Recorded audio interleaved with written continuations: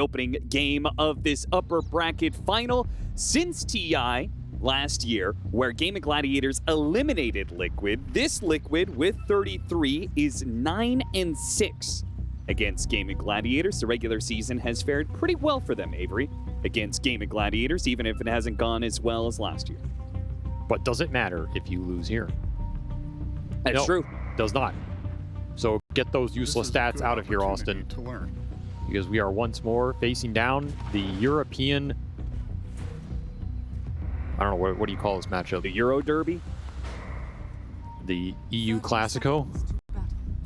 Don't like that one. Okay, well, we'll call it slightly better. We'll work through it as the series progresses. We'll find a good name for it. Could also be the series no one wanted to see, but you're forced to watch again. Could also call it that here. Get that out of the way. As these two teams have a long history at this point. And I will say, it feels like in all of those important matches that have happened over the last 2 years, it's Gaimin that have come out on top, especially a lot of those grand finals, right? Yeah. And this is a really important match for Liquid to regain confidence with this new squad. As Gaimin try and get a first blood here with a nice flank. Yep, Sandwich 33, there's nowhere he can run to, so he just outputs as much damage as he can, and Insania comes in with big spirit damage. We'll be able to get one counter kill and does some heavy damage to both Tofu and Quinn before he gives up. Such a good facet in the early game. Yeah, seriously. Especially these multi-hero skirmishes. But first blood to Gaimin, and it does go to Dyrachyo. So Quinn did not get it. A little sad about that. But Zersa gets some extra gold to play the lane with. Which is pretty nice, because I think, for me, the biggest hero I'm looking at, I mean, maybe in this series, honestly, the support duos here.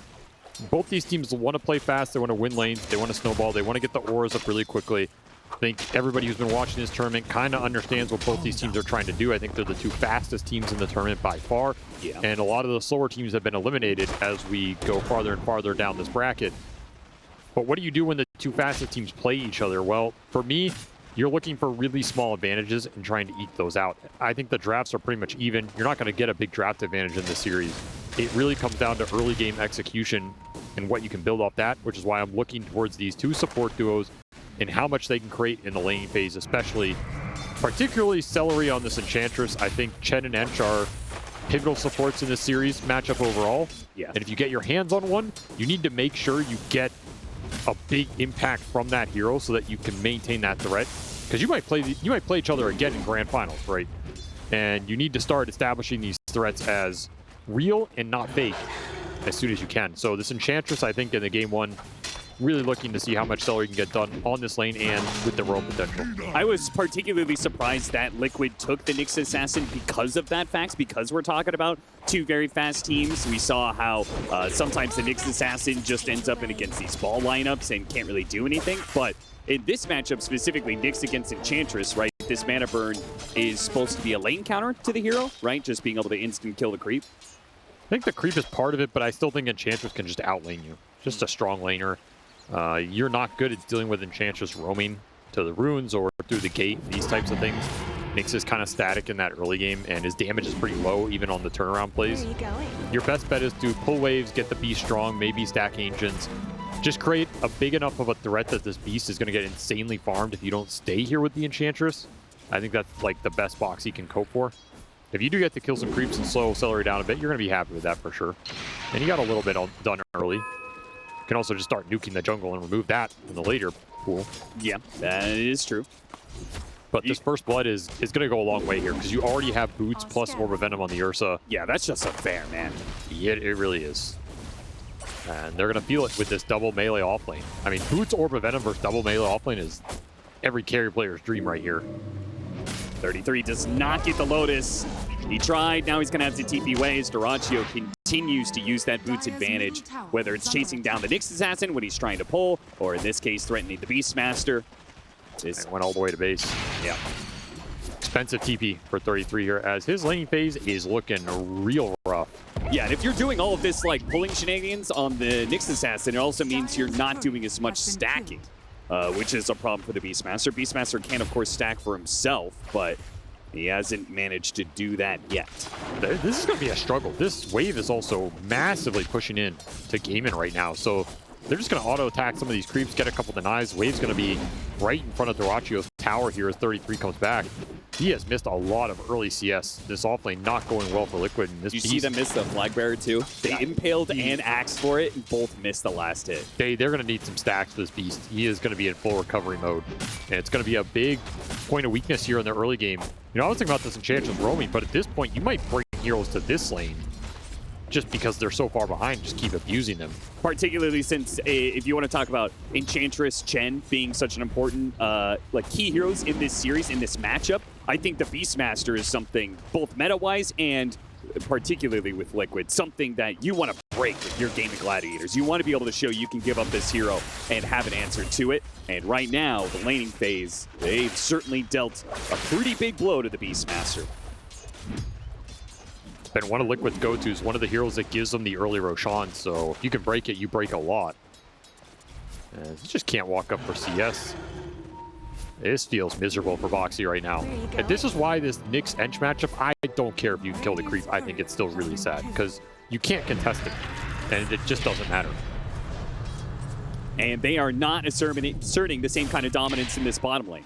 Razor's doing fine, 25-5, but so is the Underlord.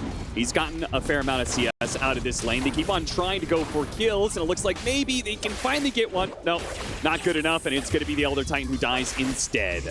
Disaster for Insania down here. He was really putting in work over the course of his lane, but that Lotus Fairy Fire bites the bullet here as the lanes continue to be a sore point for Liquid in this early game, at least. Quinn also winning mid out slightly here with the Pangolier. Oh, now Vicky in trouble as Celery goes through the gates and does indeed start doing a bit of roaming. That's a really nice connection here. Super fast, very efficient. Creep's going to be missed by this Razor as well, as both side lanes just starting to collapse here for Liquid. And Durachio's under no threat up here. This lane went way too poorly for Liquid to exert pressure as Ursa continues to free farm. Well, if Liquid, their goal was to get out of the lanes unscathed, they did not achieve that. No, and this is going to be a big turning point for the series. Now, these are two teams that snowball really well off lane advantage. They're both looking to accomplish that. So you got to look towards these small differences to make a big difference down the road. Opportunity is now open for Celery to continue and build some momentum for his team here. He's looking back towards bottom. We'll get scouted on a ward, but can Insania get out in time? Gonna be able to bushwhack him and slow him down. Not much Insania can do here. He is caught. And just king of the early game right now. Yep. Everywhere Celery goes, Liquid do not have a good response. Foxy's just lingering him out mid right now.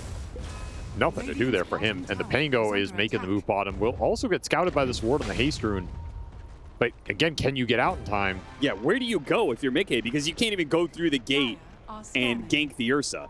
You're not going to feel good about that move. Sit in timeout, I guess. Yeah. Think about your TP cooldown. Hide in the jungle and hope nobody spots you. I mean, this ward did do some work, but this is not a much better fate than just dying here. Yeah. And he's still going to die. Okay, so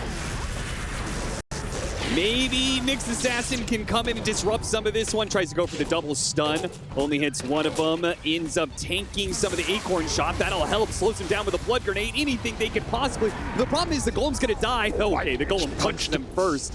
But then the baby Golems come out, and they turn their damage onto the Nyx Assassin, so they can pick up a double here, potentially the Ursa. Nice stun before he dies, but Insania, as strong as he is, cannot finish off any of these heroes. Maybe Nisha can, though, and a rage goes off. Stomp doesn't last for long, though. Durachio shrugs off that disable, runs down the support. 3 dead in exchange for an Enchantress. Gaimin Gladiators got to be very happy with the way this is going. The lanes went well, and now the rotations are going better. Super happy with how that works out. This Ursa is powered up. He gets to join an early fight, help take this tower, kill the enemy carry. Liquid scrambling to make a defense around this tier 1, just not synchronized at all.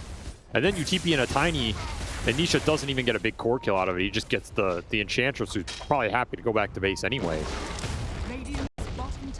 Gonna really have to look to this Tiny to make some action happen. Get you back in this early game. It's having the best game of everybody on Liquid, and we have seen this hero be a bane for every other team that has had to go against Liquid so far.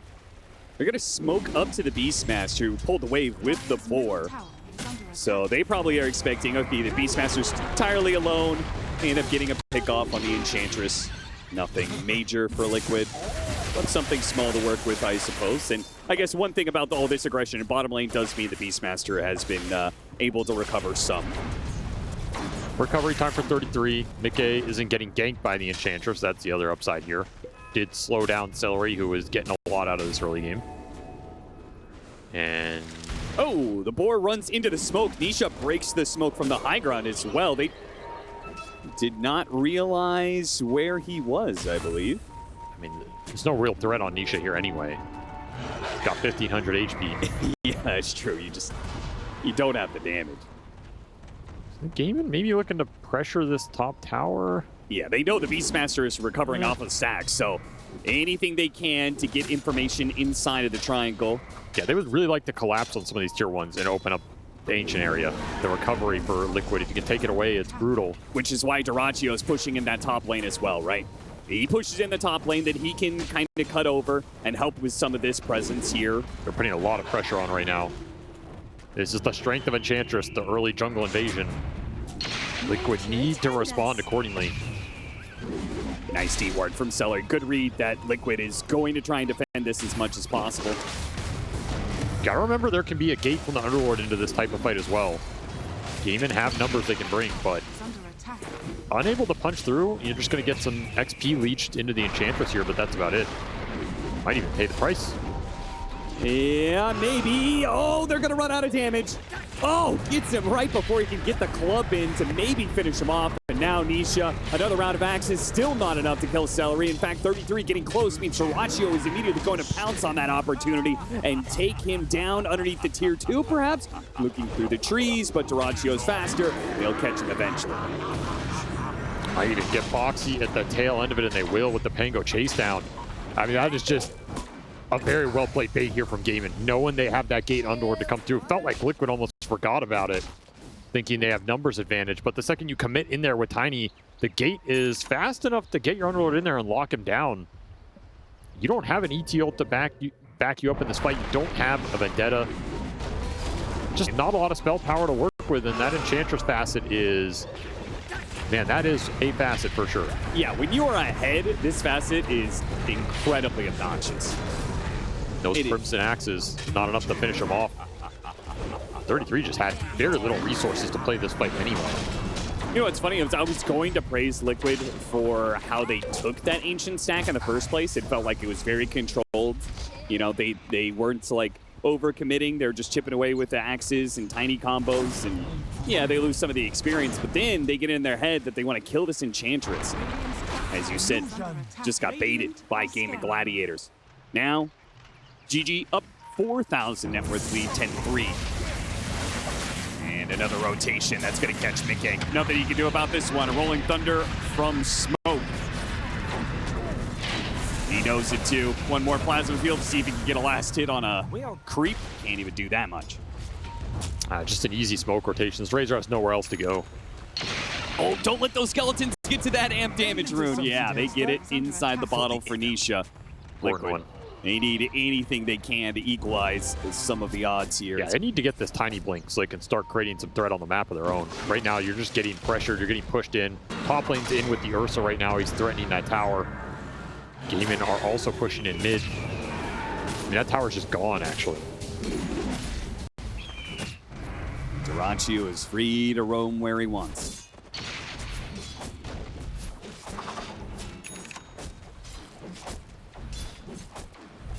Big question is, how aggressive can Gaimin maintain their position on the map? How much can they sit in Liquid's jungle before they maybe fear this tiny blink smoke or the Nyx Vendetta coming up? Right now, you still have a pretty big level advantage here, but there's the Vendetta. That blink is coming in soon. So as much as you're ahead right now, you don't want to give up too many free pickoffs here. Soon-ish, Celery taking these camps away from the Tiny is pretty debilitating because you also have the triangle that's being taken away by the Beastmaster. So the Tiny clears out the midway, but then where does he go? He's like, all right, I'm going to go farm something, but there's no camps available. Not the type of stack clearing with Toss we've seen in some of these Tiny games where your highest net worth and just cruising. It's been a slow one. Smoke without the Blink Dagger. It does not feel great. Try and use the Vendetta to score a kill somewhere. Yeah, you still have the Zamp damage rune, so you are happy if you run into somebody here. Should be a guaranteed kill, and they'll scan out that triangle. have the scan. They're going to do a longer wraparound, really try and make sure they land this one. The Vendetta allows them to cut through the high ground here and should be able to have it. They're going to use the Earth Splitter just in case. Want to make sure they can 100-0 him with no response from Gaimin Gladiators.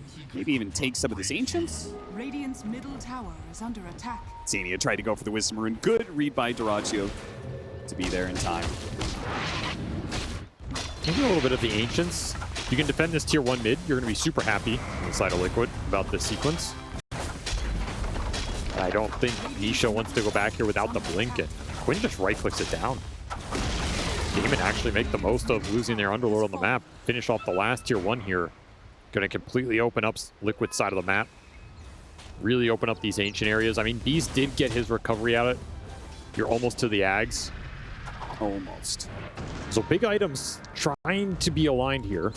Side of Team Liquid. Yeah, Gaimin Gladiators have done such a good job of just like forcing these item timings. This Blink Dagger, this Aghanim Scepter, just 1 or 2 minutes later. Nice pick though. There's Playing one. around a ward, managed to get a Blink reveal toss back. I mean, that's what's going to happen, right? You're going to try and play aggressive on Liquid side of the map. Eventually that item's going to come out. It's going to get somebody. You give up a support for it. Liquid's still happy with this. Will relieve a lot of the pressure. They get to deward that area. Gaimin lose some control. Have to back up a bit. Big question is how much this Ursa's going to scale from this point onward. And you did get to your pipe first. Well, you got to your pipe, you know, before this Beast Ags could just solo Roche or something. So you're going to be able to take this Roche away from the Beast with the strength of the Ursa right now. This is a big win for Gaimin. This easily could have gone the other way in this game if Liquid had been the ones winning the early game. Yeah, this feels like such a masterclass, like 1, 2, 3 step of countering Liquid. You beating them on the lanes, and then they invade the jungle constantly and take away all this extra farm to prevent the Blink Dagger and Aghanim Scepter timings. Now they take it away, that first Roshan away from the Beastmaster. I mean, strategically speaking, this just seems like everything that they wrote down on paper of like what we need to do against Liquid, it's all working. So far. So far. It's a matter of Liquid finding some moves now with the Nyx and the time. Like, these are payoff heroes in the mid game. Can set up a lot of easy kills. Gate to try and catch 33. They don't really need it. It's just backup here. That's his Ags, man. Boxy's lingering underneath the Sentry Ward too. Didn't even get a fight out of that Beastmaster item. Nope. Dyrachyo just playing hyper-aggressive right now. Does not care about anything. They actually go for him here and take away the Aegis. Now, Boxy goes for a TP out immediately. The Rolling Thunder's going to stop that one, so they do trade the support for the Aegis. That's probably actually worth it, to be honest. Yeah, limit some of Dyrachyo's aggressiveness now that he no longer has that extra life. Just make you feel better on the map right now instead of running away from this Aegis for 5 minutes. He's got an Invis Ruiner to blink. He runs into the Ursa, does a combo, pops the Invis. And need detection? Yeah, Tofu's trying to catch up, but at this rate, they have no idea where he's gone to. Now they see him.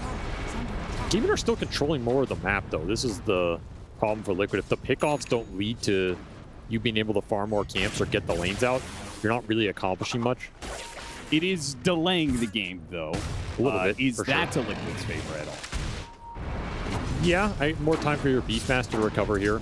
Look for that big fight later on with like the ET, Earth Splitter, Roar, bringing down a core target for probably the Underlord, get rid of the auras, open up the fight.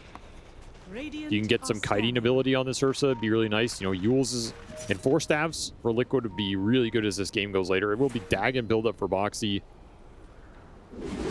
I don't know about the Dagon in this game. I don't know if the early game was good enough to justify it here. Yeah, like matchup-wise, it's very good against Enchantress Hoodwink. But yeah, it lets you solo kill play-wise, supports. are you actually going to be able to find them, solo kill them? Because Gaimin Gladiators, the way they are set up right now with an 8,000 net worth lead, it feels like they don't really have to split up very much. They can stay pretty grouped and just take objectives away from you. And they have the Underlord, which is really good at dealing with split push without putting your supports in. Higher risk, higher reward item. Nisha, a big kill. Gaimin Gladiators hunt him down. Couldn't get the blink. Nice high ground ward to be able to spot that one. The gate to be able to back it up. Now Rolling Thunder catching heroes. 33 pops the Primal Roar. Earth Splitter is also there. They're going to do a healthy amount of damage, and Quinn actually dies. Now, of course, they're going to get caught for this. Gaimin Gladiators is stronger than Liquid. So when it comes to these fights, they are naturally just going to lose more, but 1 for 2 in the end. This Ursa is eating the map alive. Liquid do not have good answers for Dyrachyo the second he's on some of these big targets. 4-1-3, 170 CS. This Ursa is well ahead of Mikke, his counterpart here, and that is not good news for Mikke because this matchup is already not great for him. And got him on the pit. He is not fast. And Celery is there on the other side. Insania trying to hit a stomp. Now, if anything, he's going to get caught as well. Yeah, now they're bleeding out. Dyrachyo just getting gifts under the tree right now as one after another, Liquid are feeding them to him. Liquid just scrambling around on the map, trying to push out any lanes, but Gaimin Gladiators, they are just sprinting across the map non-stop. Fast-paced Dota, another round of spells that are not going to go off. Once again, going to get caught by the Tiny plus Nyx Assassin. He still managed to get it off. That shield crash hit 3, and now it's real bad for Liquid as the Rolling Thunder is a threat. Gwen's going to play a distance here, but eventually come back in, knock up 33. And now Dyrachyo just keeps on running at heroes. Gets 1 kill, support lingers, finds another one. It's a bit of deja vu. I mean, Dyrachyo is just taking this entire game. He is everywhere right now. Every single move Liquid make, they have to deal with this Ursa coming in. And they're not starting on the Ursa, which if you don't, there's no real way you're fighting it back. Just lacking the burst damage here on this play. I think they didn't get the Vendetta hit in. For the extra, like, bonus magic damage. Yeah, I felt like they should have had enough damage there. Just didn't connect all of it. I guess if you had that Dagon. Yeah, if you had that Dagon, if you had that Phylactery, again, the early game and the timings there, just being slowed down by a couple minutes, has snowballed to so much more. It went from a 2,000 net worth lead to a 5,000 net worth lead to a 12,000 net worth lead. It's just how this fast-paced matchup is going to go. Avalanche Toss does a healthy amount of damage. The Nyx Assassin is almost dead, and Nisha is trying to go through the gate. It was his only way out, I suppose. Boxy didn't die, but Mikke getting body blocked up a little bit. And he's going to need a big impale from Boxy to survive through this situation. It's just not going to happen. Boxy is still lingering, trying to go for Dyrachyo, which 33 does manage to get that kill. He pops out, gets the Enchantress. They get 33 and Boxy. The two of them just go in, find their man, take him down. In the end, it's a 2 for 4 though. Definitely worth the Ursa kill, but still pretty much disaster of a team fight for Liquid. They just have no answer for the gate coming in behind these fights. Giving the aura presence to this Ursa, and the BKB already being done for Dyrachyo is huge there because he didn't have ult. Used it to kill that Tormentor. Take it away from Liquid and still able to save him from some of the burst damage coming out here. You already have Crimson done on this Underlord. He's going to have Mech as well. You already have triple aura online. Team fight is so difficult unless you can start on heroes with the Tiny and displace them or get that burst. Was a big streak on that Ursa that did go to the Beastmaster. 33 happy about that for sure. Yeah, I mean, we saw the gold exchange at the end. Despite it being 2 for 4, it was actually kind of close because Gaimin Gladiators is so far up in net worth. The kills were worth almost twice as much. I'm not opposed to taking the occasional bounty. I just don't see this Razor having impact in this game. I don't even know what you're really trying to get to here for Mikke. I mean, you're going to get BKB, but it doesn't help you that much. Yeah, you're don't still going to get demolished by the Ursa all game long, right? There's no good link targets. Like, that's part of the problem. Linking Ursa's kind of irrelevant. Linking the Underlord is, good in the early game if you're snowballing off killing him or something, but it doesn't really matter in the fight other than giving you some damage. You can't link the Pango. Gotcha. It definitely felt like a focus on lanes, and then they didn't win the lane. Yeah, and now this pick is really suffering. I mean, Ursa's just going to eat him alive. With the Basher before the BKB is even up. Boxy also has a little bit of a problem here as well. Breaks the smoke. Nice. Goes for the kill on the Hoodwink. Will he have the burst damage? He will not. Now he'll die for it. He was willing to take the trade-off. That's the problem with the Dagon buildup when you're behind. Yep. Heroes are just too tanky. They get above your threshold, and then every time this happens, it feels worse. I mean, Tofu's even holding on to like a raindrop. You know, just kill that a little bit. Let's watch these bear rotations from Dyrachyo. He has been all over the map, man. Got this tiny kill, Beastmaster. Look at him go. Literally, Yeah, that took is the map over twice in a row. that is probably not a ideal farming rotation. I'll tell you that much. An ideal farming enemy hero rotation. Yes, I mean, he farmed a lot of heroes in that. I'm sure there are a lot of carries who would look at that pattern though and go, "What is this, man?" Hector would be furious about that. Oh, he is furious right now. That's not how carry's supposed to move. Haste.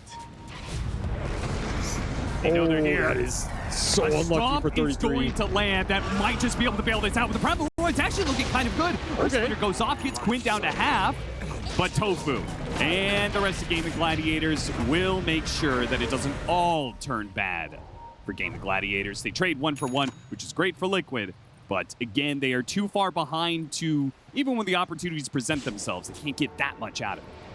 Still another huge Ursa kill. It is worth a lot of gold here. Is under attack. Well worth the exchange. Very unlucky with the blink in right as the Pango blinks out, but you end up landing the stomp, so 100 to 0 that Ursa, no BKB, no enrage.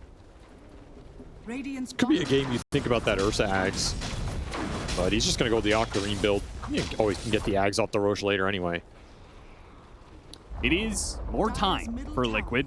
Game will stall out every single time these Ursa deaths happen. Though not stall that much out. They still take the tier 2 bottom lane. But you can see Liquid's on the other side of the map, farming up, getting their items. Just the question of, is there a point where they'll be able to turn the game around with this kind of deficit they're experiencing? The Nyx Assassin and Tiny this far behind, will they still be able to burst heroes? Nyx Assassin has clearly shown struggling to be able to do so.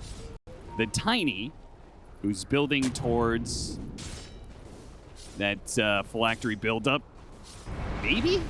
If you get Conda, I can see the Tiny burst these supports for sure. A couple more spells. Foxy's got Vendetta, so should be able to skedaddle. I mean, you can play for the high ground defense here. Just like playing for that in this state of Dota feels so bad when you're giving up all these Roshans. It's way too much network. These two supports for Gaimin can also just scale into cores if they really want it. Yeah. Just get a Hurricane Pike on this Enchantress, start building Gleipnir on the Hoodwink here. Be really annoying in the fight when the BKBs go down for Liquid. I think you can make something happen during this Razor BKB duration. Doesn't die too fast. There's no BKB piercing lockdown on the side of Gaimin Gladiators, so in theory, Mickey has 9 seconds to do whatever he wants. Through the gate they go, Dyrachyo hunting. And if that had been an Ags on the Underlord, they would have caught 33. The gate landed right on top of him. Still, though, the Rolling Thunder is going to catch up to him. A great pickoff because he was just about to complete a BKB. So he'll find that item. Delayed, Ruining his delayed, time. delayed.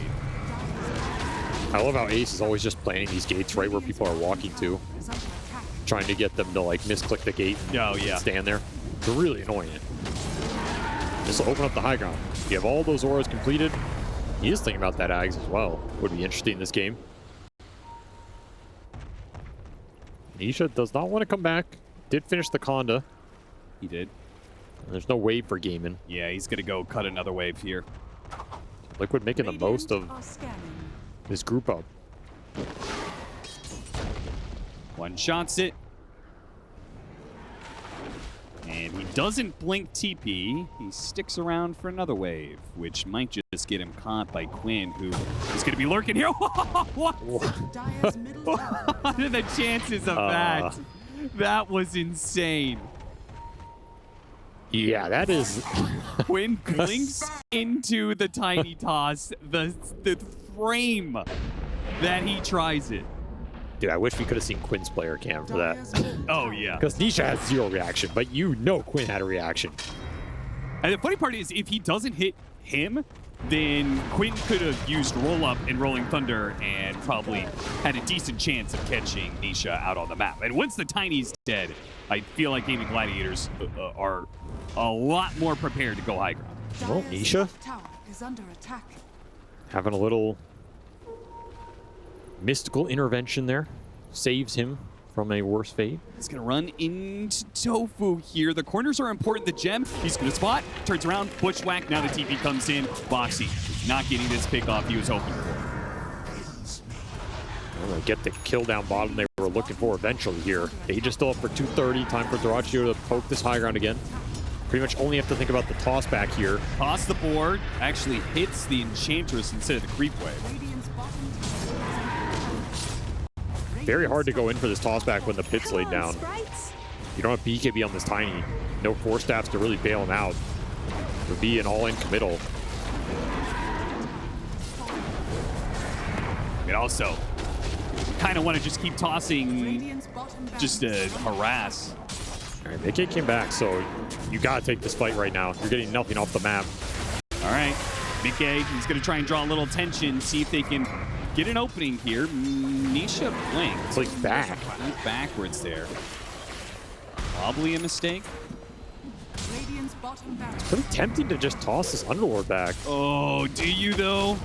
His Underlord also has an Ogre Seal Totem, so he's going to reposition himself. He's not going to die easy, and he's going to be able to get back to his team. Liquid just not finding any openings right now against Gaimin Gladiators.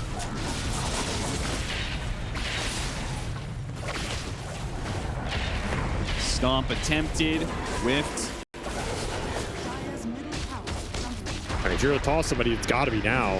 You get the full lane. Nisha does not get a toss back opportunity. Even get what they came for.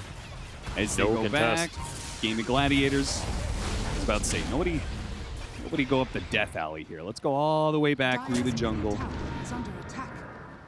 Dire's structures are fortified. See if Liquid smoke out. Try and use some of the Nick scouting. You got a deep ward on this cliff Boxy planted that I don't think Gaimin are going to be aware of in the Dire's short middle term. tower has been denied. Though in the long term, Gem will make short work of it. I mean, you got to find something soon here.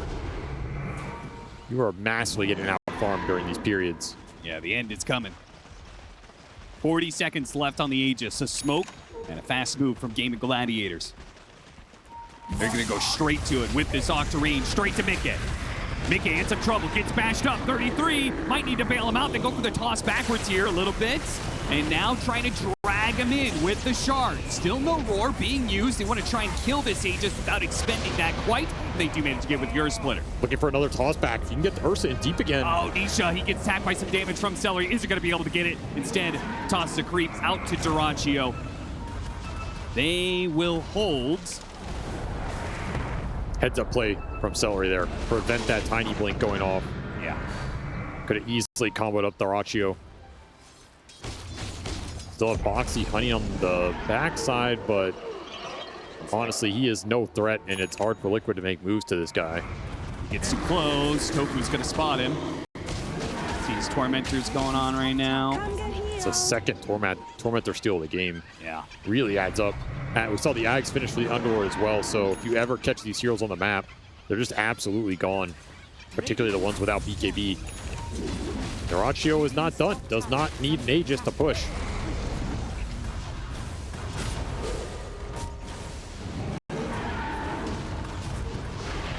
Got the toss. Didn't get him backwards. Straight up the air. Nisha just dies for that little attempt. Liquid did not seem ready for that whatsoever. Now 33 is going to be forced to use his BKB Primal Roar, and Doraccio has shrugged off that damage pretty easily. Mickey drains some, but there is just no damage going back to the Gaimin Gladiators. They have to use a buyback here for the Tiny just to see if they can keep this going a little bit. Try to go for the toss, hit the board instead, and now a Rolling Thunder is going to green Nisha, and he gets demolished by the Ursa. The damage is too immense, man. It just overwhelms that big rock man. As tanky as he is, the Ursa is so far ahead of Liquid, and they are tapping out in this game one. For some reason, it was like 4 times against Bedboom. I don't know if there's anything spicy there. They just really like that. Tofu is going to be the first blood, though, as Mickey will be traded out here. And it looks like Boxy as well. So while Liquid do manage to get that coveted first blood gold, a lot more goes back to Gaimin Gladiators, and Ace is rolling in the dough. Yeah, Gaimin are happy about that trade. They got a lot for the Brewmaster there, which is the hero you wanted. Again, this team loves to play around Ace with the early auras. The faster they come online, everything just comes together for them. They have Dazzle to give you sustain behind those auras too, so they're just that much stronger. And this is a Dazzle who's looking to dominate this mid lane matchup. This can be an extremely one-sided affair if Quinn gets the upper hand and there are no ganks that come through. So there's a lot of pressure on Liquid in this game, in my opinion, to play a much better early game than they did last time against some cheesier counter picks as well. Really get this disruptor online. Zany is going to have to do some heavy lifting in terms of the early game catch and kill potential. You're going to have to skew this Ember lane somehow, or maybe Nisha's just an absolute god and can get through it.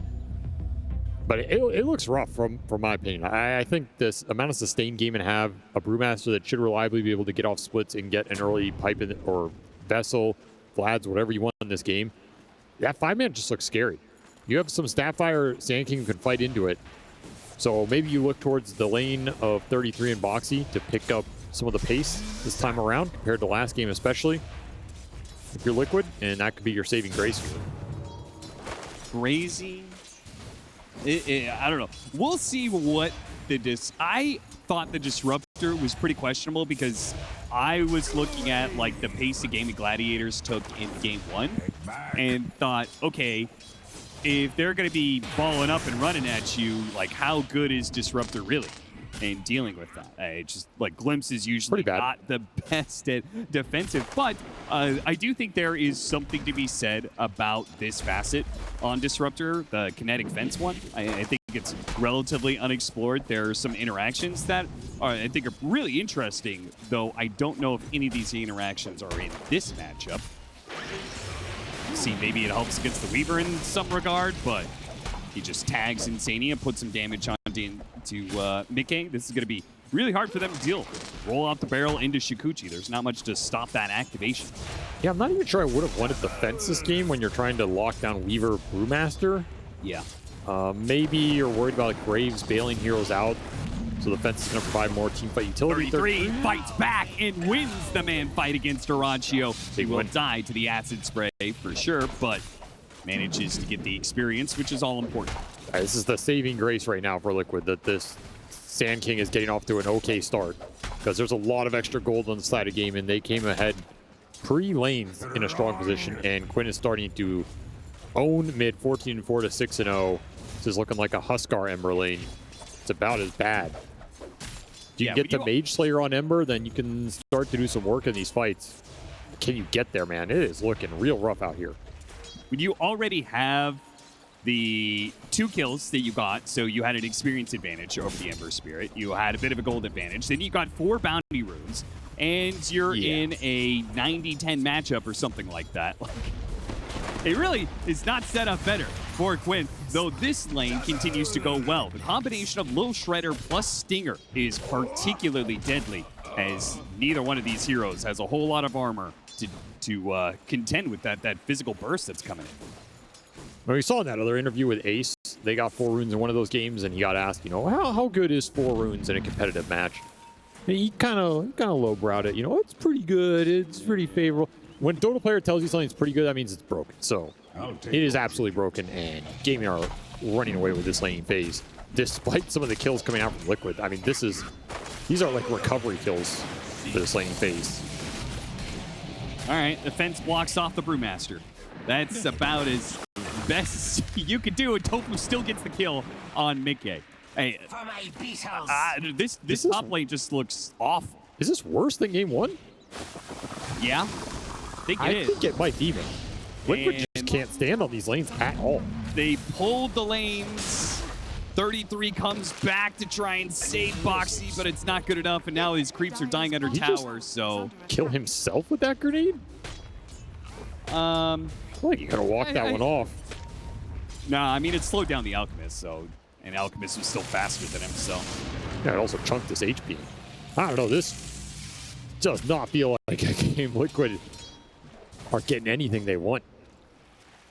Radiant's bottom tower Have is to under win lanes attack. against Gaimin Gladiators, or at least they not are- get demolished in lanes. And Absolutely a cheesy team. They will cheese you in the lanes because they know they can usually just go high ground to 20. You don't have time to recover that on the map. gets off the unstable concoction. And will survive for now. This battle over this jungle area continues at bottom lane. 33 still getting a lot down here. Yeah, he is. They're going to have to ride this Sand King to success at this rate. Because it is the only core that is doing all right. Yeah, let's just not look at the net worth chart for a while in this game. Keep it on that CS ladder. Yeah, production, can we hide that little 2K that's there? Maybe hide the kill score too. I mean, the CS is looking pretty good right now, you know. Yeah. Look at the game's CS. pretty It's close. relatively even. Just the 32-11. Maybe fantasy points. Maybe fantasy points. That's maybe That's still in the that'll be game. A little bit more even. Hey, look at that! It's a dead even game on fantasy points. And someone's really happy about that right now. It's probably Valve that you highlighted a defunct system that no longer does anything. Well, it's okay. You could always go to We lost this courier too, man. You could always go to the DPC app and place your predictions. What is happening in this game right now? Liquid just bleeding out net worth. Quinn pushing it mid. Okay, they're gonna try and full run make something at happen. mid. Can Quinn 1v3 because he's legitimately quite strong. Tofu's going to come in with the Shikuchi. Quinn does end up dying. Huge. They had the glimpse to pull him back too. Nisha couldn't even really get close to that. They still managed to get a kill on the Disruptor out of it, but it gets Nisha a little bit of time and experience and maybe can get him to 6. Yeah, he was just getting abused straight up. You have to contest the 6-minute power rune as well. See if Gaimin can take it away from the Ember, and they'll force Boxy to steal it. But that's a shield rune that doesn't go into the Dazzle's bottle, so you're still happy about that. You get the refill. The Ember's almost level 6. This is the toughest part of the lane. That rotation was, I mean, about as good timing as you're going to get. You got the Dazzle kill, you're going to get the Ember to 6, you denied the power rune, and you killed that catapult wave. Decent amount of damage done. Tofu outpacing Insani here. We'll take the bounty rune away from him. Still a lot of scary pace these supports for Gaimin can set right now. Maiden, Weaver, if they combine anywhere on the map, it's just a feeding frenzy. As Ace applies the pressure into Mickey, this might just be another kill on the Troll. You got him. Tofu gets here way before the misses. Disruptor can. TPs are coming in, maybe with some misses, and the Ember Spirit, A lot of having misses. level 6, Mickey is going to die. Can Nisha get anything out of this? He's out of mana. Insani is running, hoping he can glimpse something, but And you just run to 7-minute Wisdom Rune here. I don't know, this feels really bad for Nisha. This double bracer or headdress brew is just regenning in your face. And the urn is now done for the Weaver. Quinn's going to take your tower in the meantime. He's chipping away at it. I mean, Who wants to go mid? we were talking about how much this Dazzle Ember lane is tough. This Troll suffered more. Okay, Duraccio. Wait! Oh, I thought we were killing him. Okay, they glimpse him instead and go for Celery. This is a value glimpse. Now you're Yeah. kind of left in an awkward situation. He misses. If they killed the Alchemist, then he doesn't have TP on Revive, though. That could have been mega value. Yeah, and there's that net worth chart that is a lot more terrifying here. The product of the kills, the 4 runes, the extra kills on Troll, the courier deaths. Just so much extra team gold going into Gaimin's pocket here. And Mickey is going to be on some jungle recovery time. Liquid, what is a timing that they can play for here to chip away at some of this net worth lead the Gaimin Gladiators are always going to have in this case? Because they have 4,000 right now, and it's with an Alchemist lineup. So probably means that they're going to be up by, 15K by 20 minutes. Are you saying that's the timing Liquid can play for? I don't understand your question. I'm asking you, what is Liquid playing for here? I mean, what time do they play tomorrow? There's a timing. Well, they're going to be playing in the first series tomorrow. I believe that's the lower bracket final. That's not that bad. You gotta play through this guy right here. This is your best bet to come back in this game. Get good fights around tier 1s with the Sand King. Use the AoE to punish an overextension from Gaimin. These heroes are still fairly squishy right now. You can definitely kill them. Glimpse kills would be amazing. Amp damage rune on the Ember. See if they can finish him off. Another fence gets put down. No retreat for the Dazzle. Now the Primal split to run down supports. They'll get the Disruptor for sure. Still a very good trade for Liquid. Certainly. Managed to line up another quick Dazzle kill in this laning phase, make it look easy. Look at that line. Boxy rides it between the tier 1 and tier 2, staying out of sight the whole way. Well played. He's almost level 6, which the fact that they're getting kills with Snapfire Disruptor without level 6s is impressing me. This Ember is strong in this early game, even though he's kind of behind. Hero still does a lot of damage. He has good spells. What's going on? He got a courier. Frostbite used. He doesn't have TP. Boxy, do you want to stay alive? Go to a neutral camp, maybe. Some time wasted, you know. Yeah, get that little Satyr creep. Can he kill a second Satyr? Economic damage. No, he's just gonna Go down, no good. Oh. It's going to be a slow crawl back onto the map for these two supports, as both are going to be forced back to the fountain. Try and make another play after that. You're still looking for these level 6s. Okay, so if you're going to play through the Sand King, does that mean you think 33 should go Blink Dead? Because he is not. I don't think you can afford to. I think you have to rely on your supports to set the fight. Like, Ember gives you pretty reliable catch in this game. Glimpse also does, so... And you also know the fight's coming to you. You're not going to have to go find heroes in this game if you're Liquid. They are going to be in your face. I do not think the Blink really does anything. You're also going to have to combat a pretty fast pipe out from the Brewmaster, which is going to negate a lot of your early spell damage, as Ace is Omega Farm. Trying to get an epicenter from the trees. Can you burst the Brew? He can bait him in. They just get close enough. Maybe 33. They actually start going for the kisses. Hits up the back line. Not too bad. Glimpse back, and Quinn is a little bit stuck. Nice now, field. they do have Shallow Grave this time around. They commit for it. Epicenter, Brew Strike in, and Shallow Grave wears out. He ends up going down. Ace is still very strong, though, and right on top of 33 as well as Boxy. Those two are both going to die. A cookie and a shot attempted. Not quite good enough. Nisha pushes forward to cut the creep wave in the meanwhile, and goes for the kill on Crystal Main. Doesn't get it. And now he's going to be chain stunned to death. Boy, Liquid. They took some risks in game 1 to try and get some kills when they were behind. It didn't pay off, and I'm feeling like that's beginning to happen here in this game too. It's just such a tough fight, especially with the kisses not being able to really like burst the hero at the start here. It takes so long for 33 to get in this engagement. Channel an epicenter for 10 seconds here, and half of it gets wasted on nothing. And he's the most damage in this fight by far, what you're hoping to. Really isn't even, you know, a Brew ult in this fight or much impact from the Alk. Just the support's doing a lot here for Gaimin as they get multiple rounds of spells off. You even get a Frostbite at the end to finish off the Ember. Nisha, he dies with almost a full mana pool. That's not what you want to see if you're Liquid. And I'm not saying you're wrong about it. For me, though, it's just these supports. These ultimates would have a lot easier time landing if you have a Blink Stun, you know? Especially since you have this kinetic wall instead of the AoE kinetic field, you know? That's why I go back to the kinetic fence for steal choice, though. I feel like just being able to lock somebody in a kinetic field helps your lineup so much. Like, those fences were honestly pretty good. It locked the Dazzle in, kind of forced Quinn into an awkward position. You have chains you can play off of. And Pipe at 1140 with Radiance. I mean, what are you supposed to do right now if Gaimin can start forcing objectives now? You're just not winning the 5-on-5. Mickey, he's going to be forced to use his ult here. And then, okay, he doesn't even get off the ult. There's no point, right? Yeah, I mean, he's dead either way. Now Boxy getting run down to the bottom lane. The wall blocking Celery from pursuing, but a Primal Split's going to be used. So Ace is going to look for 2 kills off of this. The fence does manage to block him off, so he'll just get Boxy. It feels like game 1, just crumbling around the map. Can't get a good team fight together. Can't get to one of their big items on the cores. Sand King's continuing to still find the most farm of everybody, pushing towards Bloodstone. Maybe you can turn some objective defense with that item. You know the push has got to be coming for this Wisdom, or at least the threat of it. Maybe not.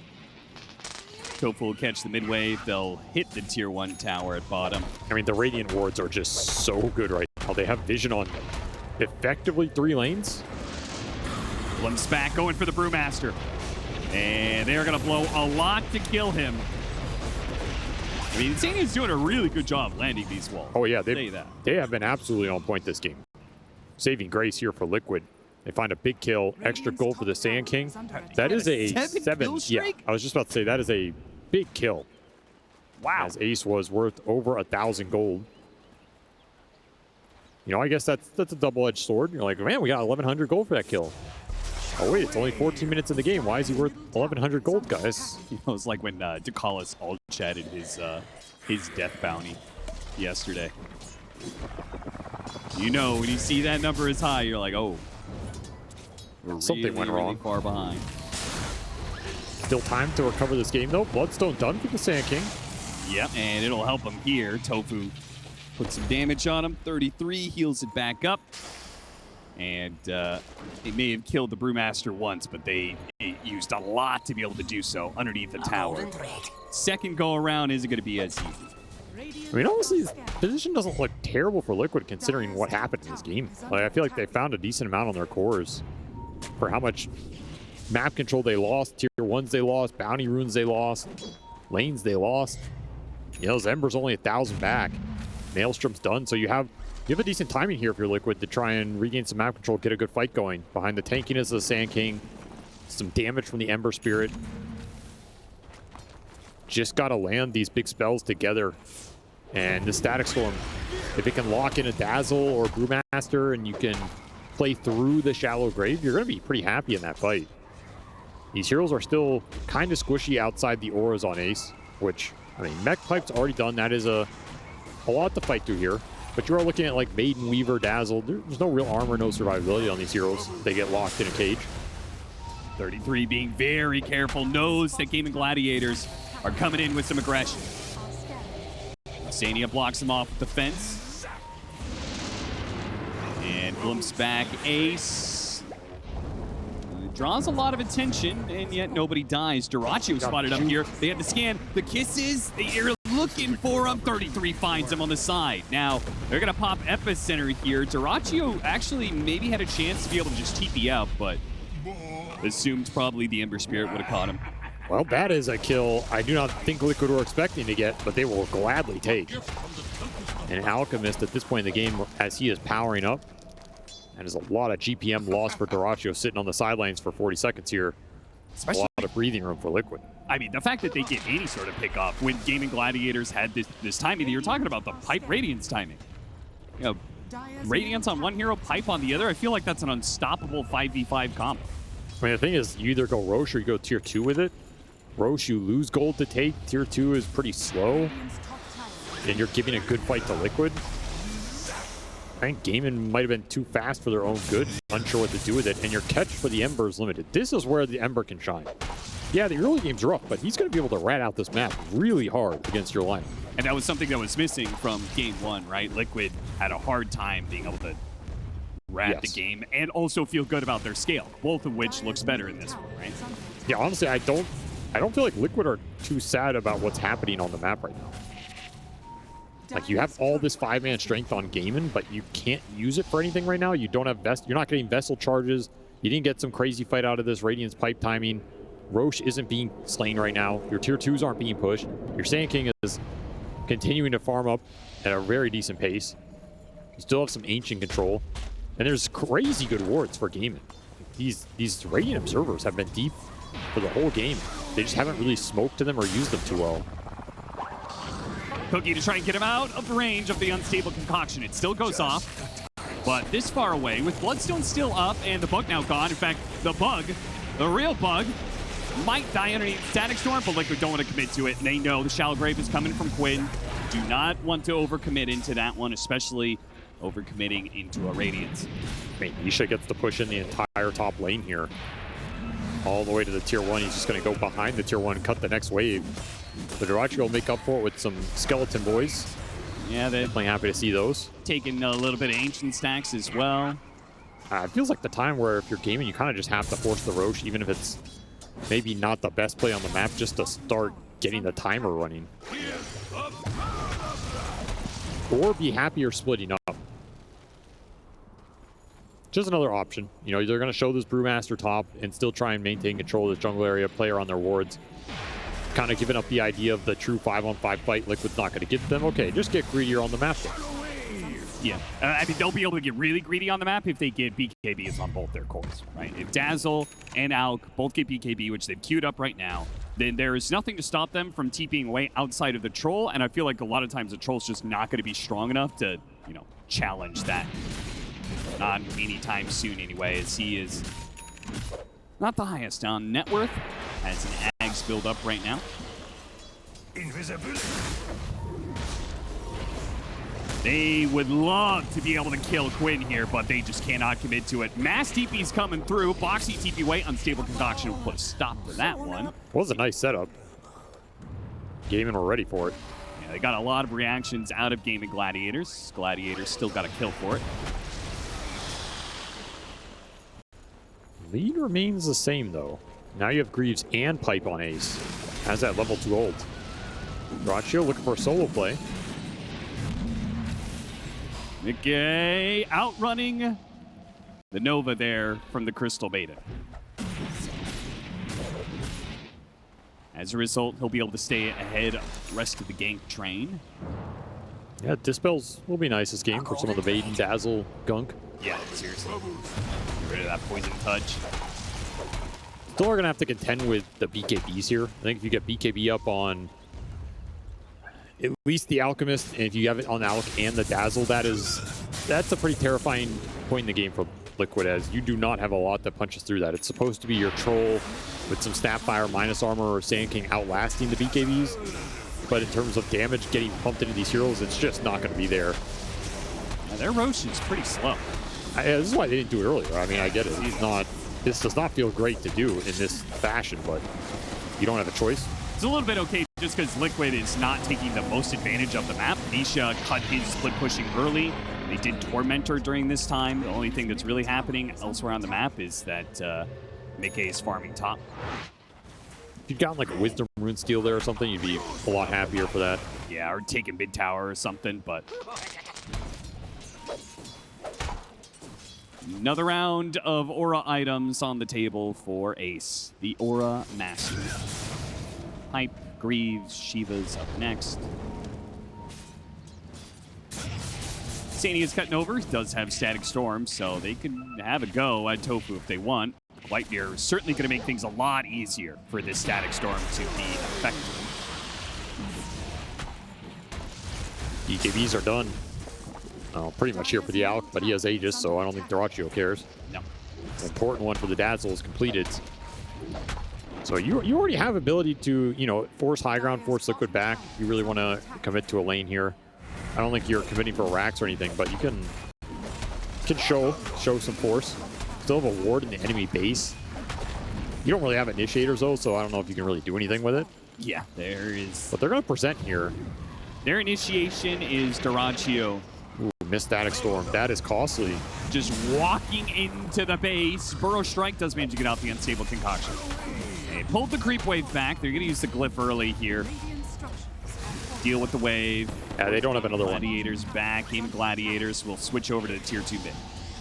Yep. Troll top, Ember bottom, both side lanes being farmed and cut right now. Your last wave on the map is whatever coming in mid right now. And again, you don't want to try and catch these heroes if you're gaming because your catch is pretty limited. So Liquid are getting more out of the map while this group up's happening.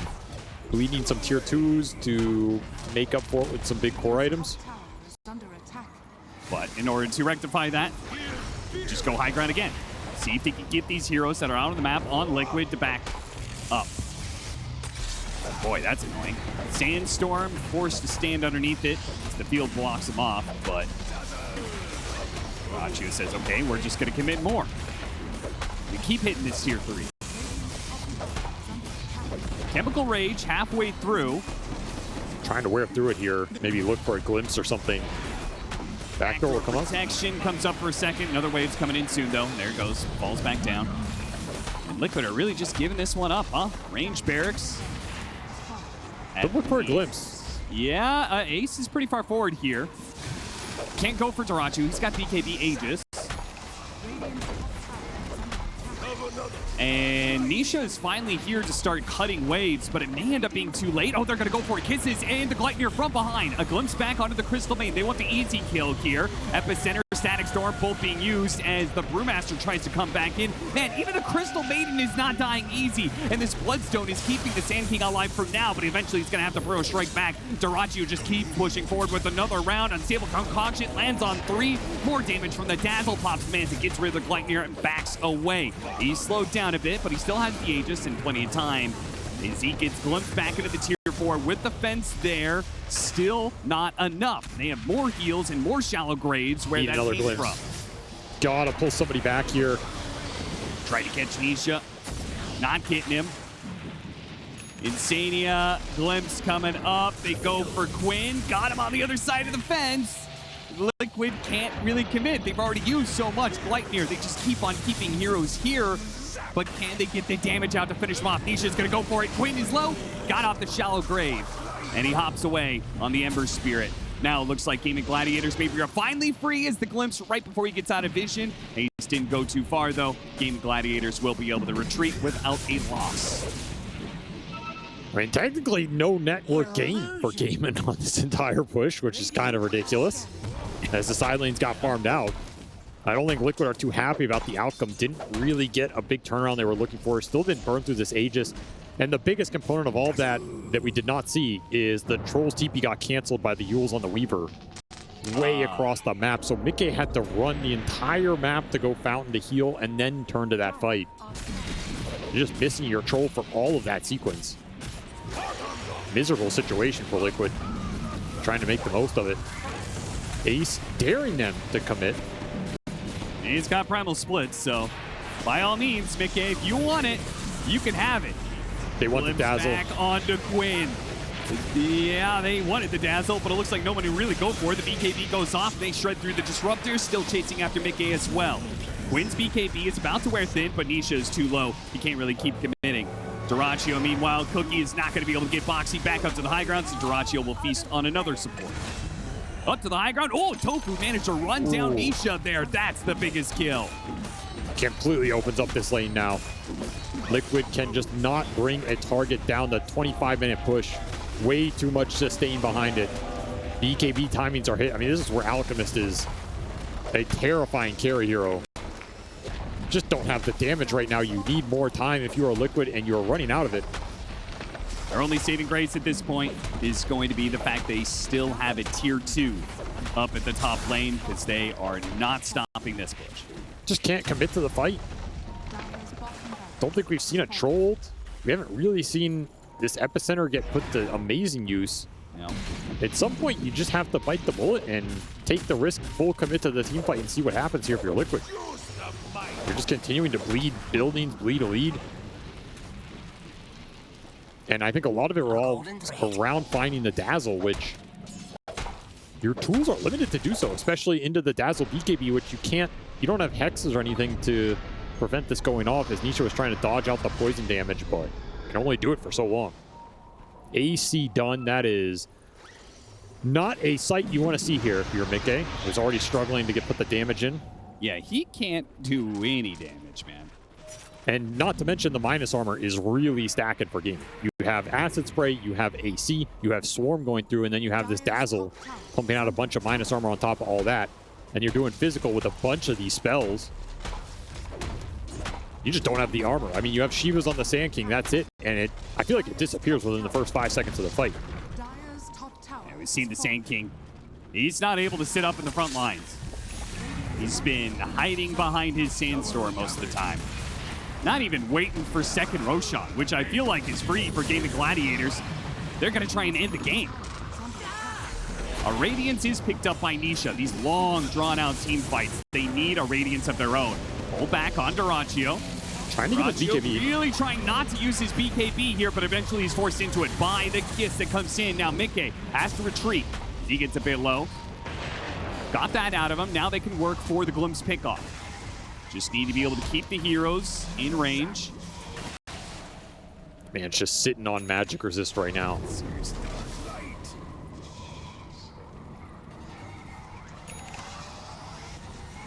Vlad's coming together for Tofu. They are really putting the final touches on this lineup to end the game. Think, though, maybe that push has deterred Gaimin Gladiators from going high ground without the Aegis, which will give Liquid the chance and the choice. Do they play for the Roshan pit or do they play for the high ground? Feels like you have to play to try and contest Roshan, but the fight is much easier on high ground for the Disruptor anyway. Suppose the Sand King as well. You have very limited targets you can go on if you're Liquid. Yeah. You can't go on the Dazzle with BKB and burst him to 0. You can't go on this Brew. He has 87% magic resist when he is brewed up. It's pretty sick. Can't really go on the Alchemist, as you've only really seen him either with Aegis or BKB off cooldown. Your Chainstone potential's pretty limited.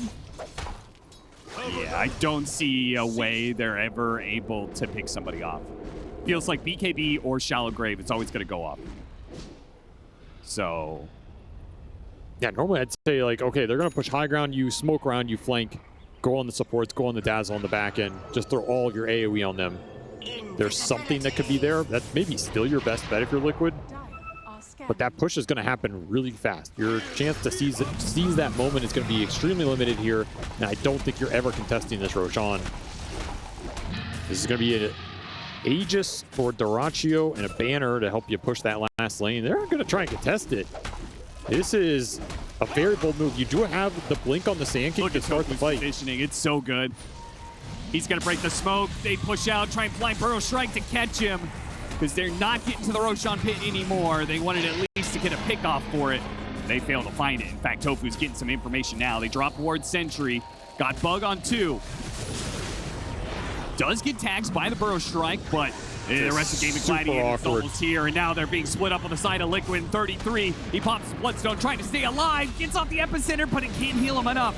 Mickey is going straight to Quinn. This doesn't look good at all. I mean, he's got his BKB, and he's hitting him, but the Shallow Grave is eventually going to come out from Quinn, and Mickey's going to run out. Static Storm gets thrown out, but the BKB was still up, so the Shallow Grave goes through, and Mickey does eventually manage to kill Quinn. He's actually fighting through this one. He almost kills Dyrachyo as well. That was actually kind of impressive, but it's still Gaimin Gladiators obviously winning the fight.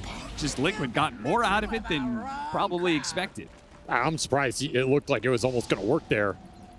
But you are a day late and a dollar short if you are Liquid. The Sand King going down to start that fight, getting split on the wrong direction is just a death sentence. And the BKBs continue to plague Liquid here as they didn't have time to wear them down. You're just dealing with big durations here. Your last lane completely open. Yep, 35 seconds when the troll is dead, so they can just blitz this last lane. And 33, he's going to have to throw his life in there to try and slow it down. Will the Bloodstone keep him alive this time around? He's not dealing damage. The Orchid will be the death of him. This is a 90% magic resist Brew. You just don't do anything to him. Yep, he pops the pipe. He's brewed up. He doesn't take any damage. You're not life-stealing anything. Gaimin Gladiators will achieve Megas and look to finish off an extremely 2-0 finish against Liquid through the upper bracket final. This could be like their fastest and cleanest run to a grand final in a while, at least through the upper bracket bit. Got a silence onto the Ember, give him a cookie to hop away. 15 seconds until the Sand King's back up. Mickey fighting for his life out here. BKB makes a run back to the fountain. Will be able to make it, but the throne is not going to make it at this rate. Static Storm goes out. Nisha does manage a slight low HP. Jumps to his remnant, hit by Yules. He's going to come back down into an Orchid and killed. He does have a buyback. Mickey will trip back to the fountain once again. Quinn being chased by Kisses. A buyback from Nisha. Not able to run down Quinn. So Quinn's going to come back in soon to help out the Brewmaster, who is all-consuming. The attention Liquid paying to him, and he is shrugging off the damage. 3 seconds till a Primal Split is back up. Mickey pops the ultimate, gets pushed back by the Psychic Headband. Back to hit the Brew, who doesn't care about you. It tickles him. He is ignoring you the entire way. Mickey, a 4th trip back to Fountain. 33, playing around in his Sandstorm. Primal Split is still ready to go. They do manage to catch Quinn here, but the Shallow Grave, of course, will keep him alive, and they throw bodies after bodies into Gaimin Gladiators.